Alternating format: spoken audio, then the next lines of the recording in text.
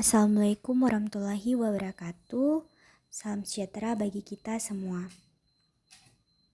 Kali ini saya akan menayangkan materi mengenai dermatoglifi sebagai tugas pengganti garis. Sebelumnya, perkenalkan nama saya Tisa Marimbuna dengan NIM H0412110077 dari kelas Genetika B dengan kelompok 5B, asisten Kak Firaj Ahmadillah Maga. Yang pertama ada pengertian dermatoglifi. Dermatoglifi berasal dari dua kata Yunani yaitu derma yang artinya kulit dan glipa mengukir atau mengacu pada formasi garis-garis pola yang muncul pada telapak tangan dan telapak kaki. Dermatoglifi atau pola sidik jari adalah ilmu tentang bentuk atau pola sidik jari. Dermatoglifi atau pola sidik jari didefinisikan sebagai gambaran sulur-sulur dermal yang paralel pada jari-jari tangan dan kaki serta telapak tangan dan telapak kaki. Secara anatomis, dermatoglifi membuat permukaan kasar pada telapak tangan, jari tangan, telapak kaki, dan jari kaki yang berfungsi dalam membantu proses memegang dan berpijak agar tidak tergelincir. Pembentukan dermatoglifi dimulai dengan proliferasi sel epitel basal epidermis polar pada sekitar minggu ke-10 sampai minggu ke-11 kehamilan. Sel-sel kemudian membentuk lipatan-lipatan menjadi epidermis. Secara dermatoglifi, ukiran sidik jari pertama kali diteliti oleh Chemnitz dan Meadow pada tahun 1926 dan menemukan istilah dermatoglyphs yang artinya derma adalah kulit dan glyphi yang artinya ukiran. Menurut penelitian Galton, sidik jari tidak pernah sama pada manusia dan tidak pernah berubah. Sudah hampir 150 tahun dermatoglifi digunakan sebagai alat untuk menjawab pertanyaan-pertanyaan yang berkaitan dengan biologi, kesehatan, genetika, dan evolusi.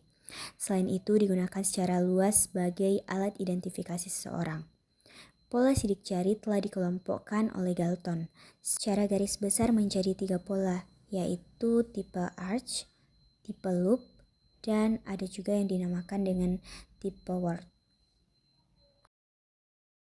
Ada 3 bentuk sidik jari yaitu busur atau arch, sangkutan atau loop, dan lingkaran atau wart. Perbedaan utama dari ketiga bentuk pokok terletak pada keberadaan core dan delta pada tulisan sidik jari.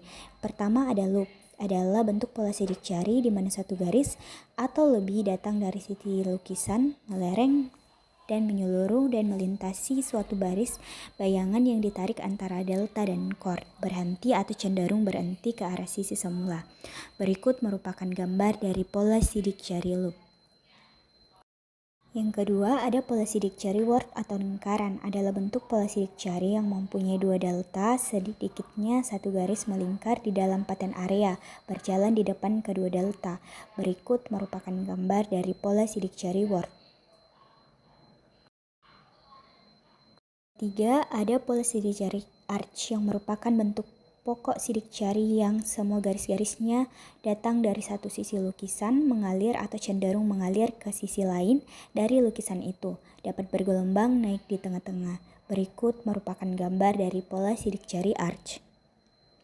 Manfaat sidik jari dalam perkembangannya, pola-pola sulur banyak dimanfaatkan untuk identitas. Teknologi terbaru pola sulur atau yang dikenal dengan sidik jari diaplikasikan untuk Eckhart sebagai alat forensik bagi kepolisian, dan hingga saat ini berkembang penelitian yang mengkaji hubungan-hubungan pola sidik jari dan penyakit-penyakit yang sifatnya genetik.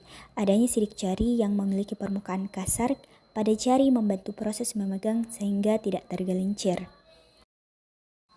Hubungan sidik jari dan penyakit keturunan. Penambahan kromosom juga dapat mempengaruhi pola sidik jari dan jumlah sulur ujung jari tangan.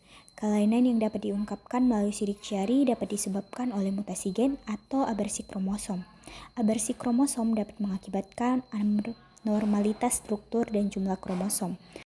Adanya berbagai abnormalitas jumlah kromosom dapat mengakibatkan berbagai kelainan yaitu sindrom Turner, sindrom Down, sindrom Klinefelter, sindrom Patau, dan sindrom Edwards.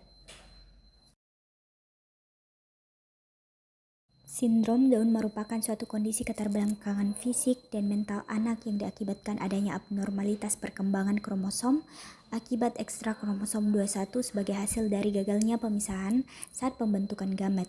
Penderita sindrom Down memiliki kecenderungan kuat untuk memiliki tipe pada loop, setiap jarinya. Selain dikarenakan pola dasar sidik jari manusia adalah pola loop, peningkatan pola loop pada sindrom Down kemungkinan disebabkan karena terdapat persamaan secara patogenesis sehingga pada kedua penyakit ini terjadi peningkatan pola yang sama.